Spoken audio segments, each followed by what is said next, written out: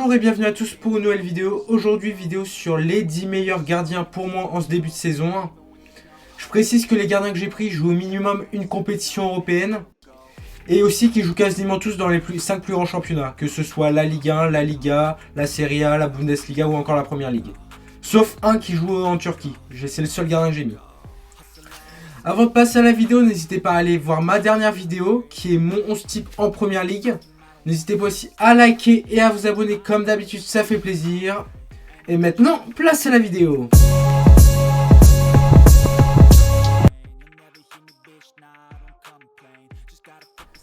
Pour les 10 meilleurs gardiens en ce début de saison, on va commencer par la 10e place. À la 10e place, j'ai tout simplement pris le seul gardien qui ne joue pas dans les 5 plus grands championnats.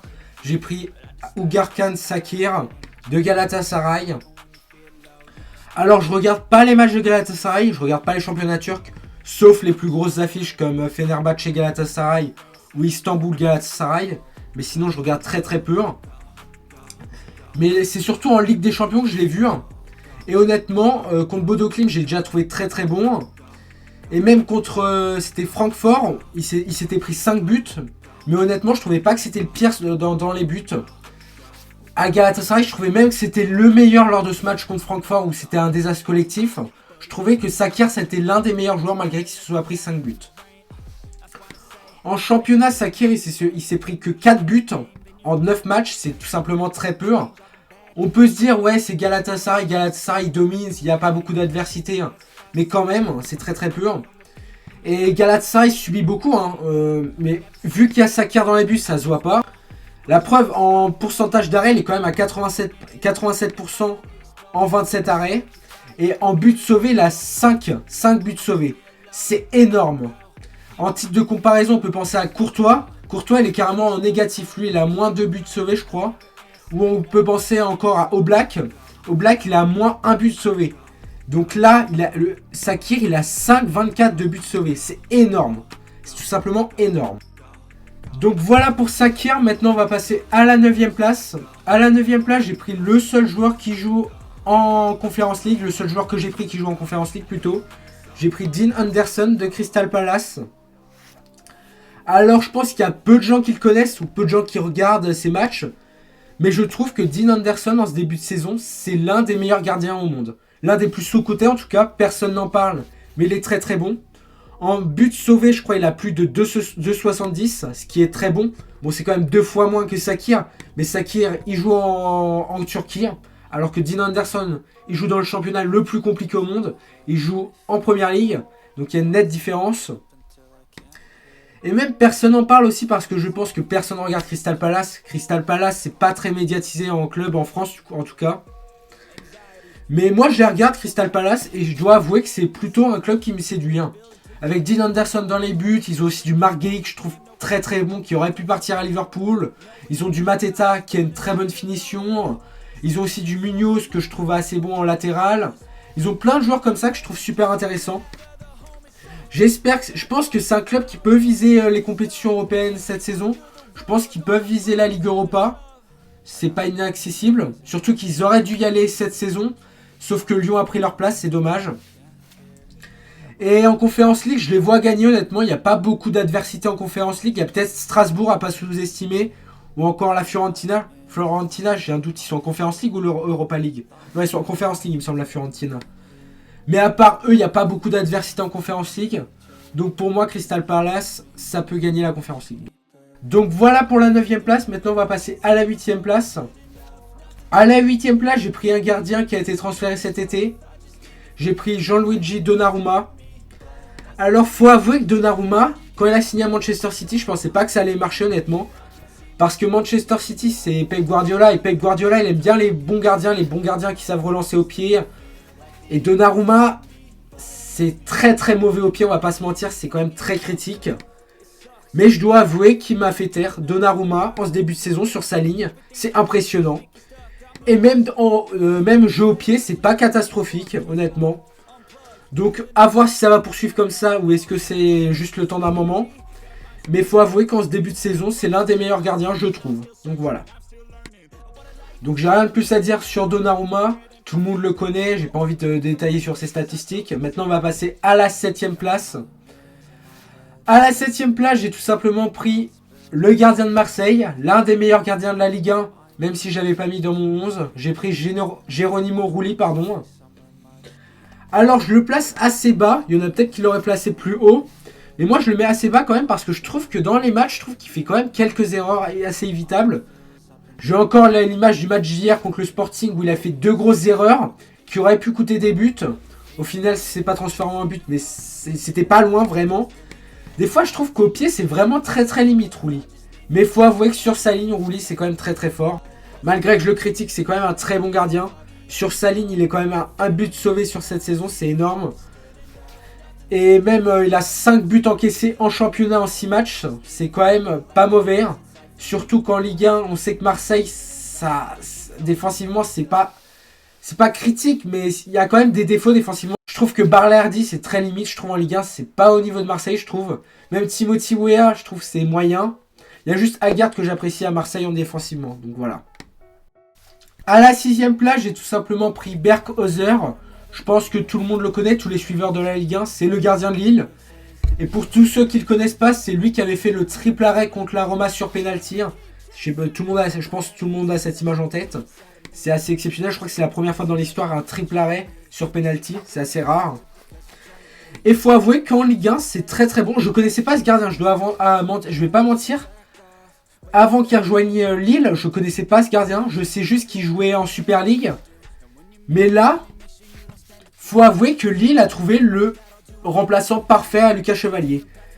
Actuellement en Ligue 1, il a un penalty à arrêter sur 1. Il a 9 buts encaissés, 2 invincibilités en 7 matchs. Mais il faut avouer que Lille, défensivement, c'est compliqué. Et je trouve que lui, il fait ses arrêts. Il fait ce qu'il peut, du moins. Même s'il y a encore des défauts, c'est sa première saison. Donc faut lui laisser le temps. Mais c'est surtout en Europa League que je le trouve pas mauvais. C'était contre la Roma où il avait sorti une grosse prestation. Pour moi, Lille devait perdre ce match. Mais grâce à Hauser, ils l'ont réussi à le gagner 1-0. C'est assez miraculeux. Il y a eu aussi ce match contre... je sais plus c'était contre qui. Oui, c'était contre Lorient lors de la victoire 7-1. Où je l'avais trouvé quand même impeccable. Donc voilà pour Hauser. Il y en a peut-être que Hauser, il y en a qui l'auraient mis derrière Rulli. C'est libre à chacun, ça joue de très peu entre les deux, je vais pas mentir. Mais moi je préfère Hauser parce que je trouve qu'il commet moins d'erreurs. Donc voilà, et j'ai encore cette image en tête où il a fait son triple arrêt, ça m'a encore choqué, donc voilà. Surtout que je l'avais vu en direct ce match. J'étais quand même très surpris. Donc voilà. Maintenant, on va passer à la 5ème place, si je me trompe pas. Oui, 5ème place. À la 5ème place, j'ai pris le gardien de la Roma, j'ai pris Miles Villar. Alors, pour ceux qui ne le connaissent pas, Villar, c'était le gardien qui était rentré dans son but quand il était à Benfica. Je sais pas, j'arrive pas à vous expliquer, mais tout le monde a l'image en tête. Maintenant, ça fait plus de 3 ans qu'il a rejoint la Roma. Et depuis qu'il est à la Roma, je trouve que ce gardien... il est très bon. Peu de gens en parlent, mais même la saison dernière, il était très fort. Il faisait partie des meilleurs gardiens de la Serie A. Et là, actuellement, ce début de saison en Serie A, c'est très fort. Un peu moins dernièrement, je trouve. Mais sinon, avant ça, il était très fort. Contre l'Hellas Vérone, il avait fait un très gros match. Je l'avais vu en direct. Ce match, il était très bon. En but évité, il est quand même à 1,5. C'est tout simplement énorme. C'est plus que Rulli et Hauser. Je pense que ce gardien a le potentiel de rejoindre un plus gros club d'ici plus tard. Je vois bien rejoindre le Bayern Munich, ça serait peut-être un bon pari, je trouve. Pour remplacer Manuel Neuer qui est sur la fin, je trouve que ce Villar, ça serait pas mauvais. Donc voilà, maintenant on va rentrer dans mon top 4. À la 4ème place, bon, je vais dire clairement, je ne suis pas objectif. J'ai tout simplement pris Ruan Garcia. Je trouve que Ruan Garcia, il aurait même pu postuler à la première place s'il n'y avait pas eu sa blessure. Mais Ruan Garcia en ce début de saison, c'était tout simplement énorme. Je sais pas, parce que le Barça en ce début de saison, c'était quand même très critique. Défensivement, c'était très compliqué. Et Ruan Garcia, c'était lui qui te sauvait. C'est lui qui t'évitait les buts. C'est lui qui te sauvait, qui te gardait la place. Qui te sauvait. J'arrive pas à expliquer, mais c'est lui qui t'évitait la chute. Parce qu'en ce début de saison, Koubarsi, c'était compliqué. Baldé, il était blessé. Du coup, il y avait eu Gérard Martin. Il y avait plein de joueurs comme ça. Aroro, j'en parle pas. C'était très compliqué. Malheureusement, là, il est blessé jusqu'à début novembre. On va bientôt le revoir. Malheureusement, il ne sera pas là lors du Classico. Et je suis vraiment... C'est vraiment dommage qu'il soit pas là pour le Classico. Parce que le Barça a besoin de sa relance. Moi, je suis fan du Barça. On ressent une nette différence entre Chesney et Juan Garcia. À le relance, c'est pas du tout pareil. Juan Garcia, il est tellement propre comme gardien. Alors que Chesney, c'est très très brouillon, je trouve. C'est dommage. J'aurais préféré qu'il soit là pour le Classico. Donc voilà pour Juan Garcia. Maintenant, on va rentrer sur le podium. Donc sur le podium, j'ai mis Marco Carnecci, le gardien de l'Atalanta. Alors je l'ai mis parce que je regarde pas mal de matchs de l'Atalanta. J'étais surpris de voir ce qu'il donnait en ce début de saison. Et il faut avouer que je le trouve pas mauvais, ce gardien. Je trouve qu'il est assez prometteur. Bah, je sais pas, il a quel âge? 25 ans. Je pense qu'il a le potentiel pour rejoindre un plus gros club. Peut-être un plus gros club à l'avenir. Déjà, c'était contre le PSG.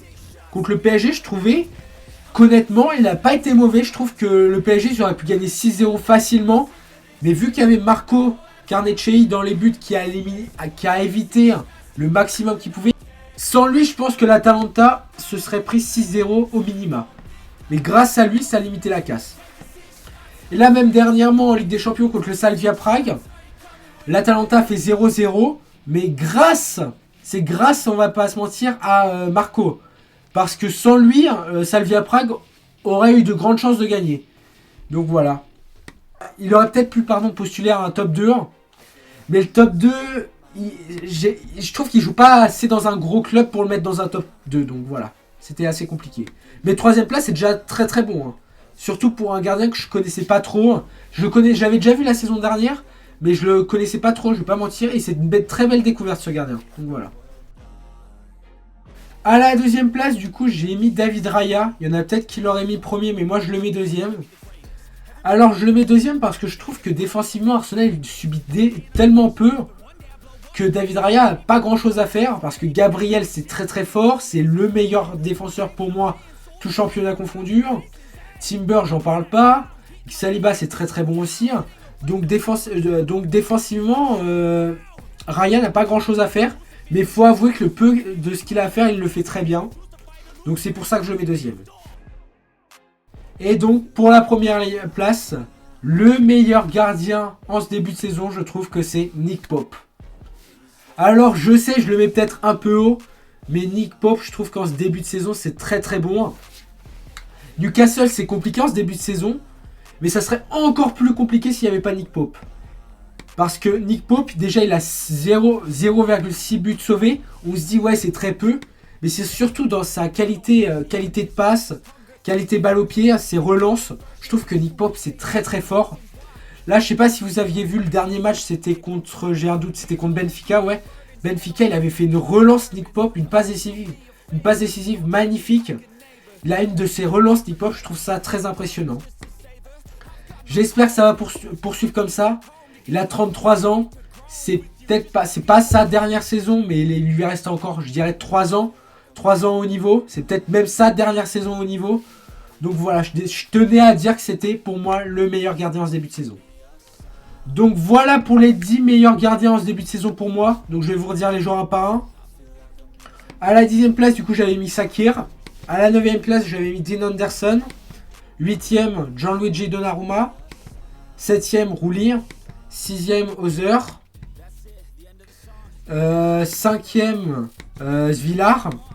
4e, Juan Garcia. 3e, Marco Carnecci. 2e, Raya. Et à la première place, j'avais Nick Pope. Donc n'hésitez pas à me donner votre avis en commentaire. N'hésitez pas à me donner pour vous quels sont les 10 meilleurs gardiens en ce début de saison. N'hésitez pas aussi à liker et à vous abonner comme d'habitude si ça fait plaisir. On se retrouve samedi pour une prochaine vidéo. D'ici là, prenez soin de vous. Et comme d'habitude, ciao!